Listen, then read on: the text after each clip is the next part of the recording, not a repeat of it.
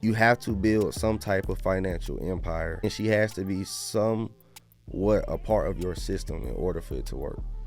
But what happens is people come together based on we're nice to each other, we're having a good conversation, and we're attracted to each other. That's it. Until they get to the point of, okay, where are we going? And where do you want to go in life? And where do I want to go in life? And usually and that's what separates the couples every time. It's that. I'm proud, 25 and I gotta be the man now. I've been tucked, but it's time for me to stand out. I've been grinding. All of it. Damn, you just putting in. All, like how Nip said, all money in. Damn. All money went into the stock market or ads. So it wasn't like I was broke. I was investing everything I had. I put it all on the line every single month. I started learning like to shoot for the stars and then land on the moon. So work towards an M, you'll get to 100K fast. But if you get into 100K, if you saying all I want is 100K, you're gonna make small moves. So I was thinking way too big. That's how you gotta think. You know what I'm saying? Like to the point where, like, if you tell somebody this shit, they gonna be like, nigga, that's cap. Or they gonna try to shoot you down. But I wasn't near anybody to tell that to. I started learning that laziness can be a taught trait. Meaning, like I said, we pinging energy off each other. See, if your mother was hardworking, your father was hardworking, your brother was hardworking, you gonna be hardworking. You get what I'm saying? But if you got a house full of lazy motherfuckers, which most people do, it's easy to be they parents get off work, watch TV. You get what I'm saying? So guess what we train to do? 9 to 5, TV. You get what I'm saying? I had good work ethic. When I got off work from the Army, I had to work a 12-hour shift. As soon as I get off, I'm cutting hair. You get what I'm saying? So that's what attracted me to my wife, because that was the only person I was pinging energy off of when I was hustling. So I was hustling before that, but like I said, the second half of my hustle, that's when I start rocking with her. You get what I'm saying? So it was because she got her schoolwork done. What happened was, it's funny because we dated by working hard. Like, I would get all my haircuts done from Monday through Friday, and she would get all her schoolwork and homework done from Monday through Friday. And I would only see her on the weekends, because, you know, she live in Savannah, I live in on base. So it was a 30-minute drive. So I was like, fuck it, I'll just see you every weekend. I just drive up there. I got to figure out how can I crunch in all these heads. So even for lunch, I'm cutting hair during lunch. I'm cutting hair like all weekend. I'm trying to finish all my heads from Monday through Friday. So I go kick it with her. She doing her schoolwork.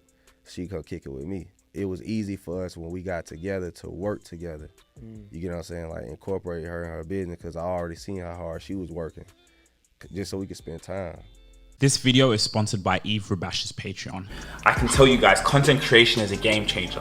But the thing is, you gotta be patient. You gotta be able to put in the work day after day, time after time, in order to get what you want in life. I've really looked at my experience, I've looked at what I've gone through, and I'm like, you know what? I can start helping people now. I can help people become content creators, because I have found so many gems, so much knowledge. I mean, come on, the record speaks for itself. You go head out on my YouTube channel and you see what I'm doing out there. We are doing numbers. YouTube shorts are going crazy. My vlogs are going crazy, dropping every single day. I love you guys, man. I want you to grow. I want you to see a pathway for yourself. There's no limit to what you can achieve and where you are going.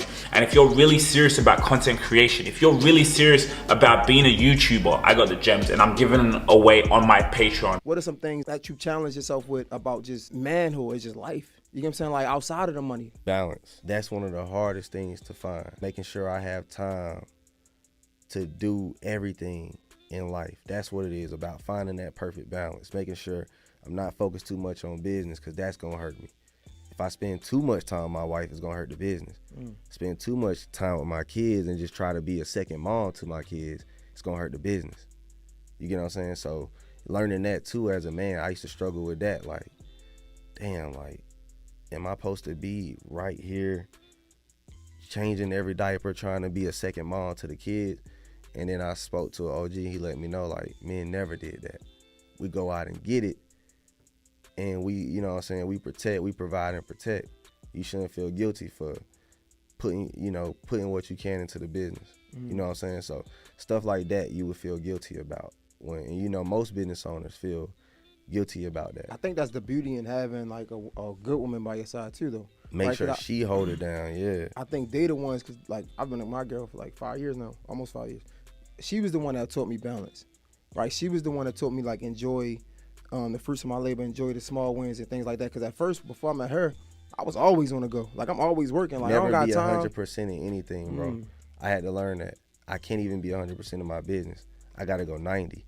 Cause if I give it 100, if you give 100% to anything, it's gonna fuck up something. You always gotta get everything about a 90. You gotta save something for yourself in everything you do, and that's some of the biggest lessons I learned. How important is it to choose the right woman for what you got going on in your life as a man? Very, very important, because like even today I was talking to a young dude about that. For instance, my wife right now is working on my Black Friday stuff while I'm doing this interview. She behind the camera working on that. I told dude, this is how important it is. If let's just say me and you doing a business together, or let's just say I hire you, you're only gonna work the time you're paid to do. Then you barely gonna work that shit. Exactly. You get what I'm saying? Then you gotta take 2 hours off that, because the nigga slow to get in and quick to leave. You know what I'm saying? That's a fact. So it's like, like you might well take whatever that is minus the 2 hours. You know what I'm saying? So it's like when you got a girl next to you, for one, you ain't gotta pay her the money, stay in house. For two, time.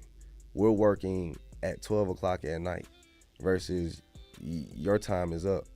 So we're spending more time on the business. So it's easier for me to get ahead of my comp, because I don't have to go and talk to the CPA. She's talking to the CPA while I'm still making content. I don't have to go and drive to the tag office to get my tags. We got people to go do that. She gonna facilitate those plays, those everyday plays. You literally gotta crunch down as much time. That's what a woman should do for her man if he got a business. People need to build together.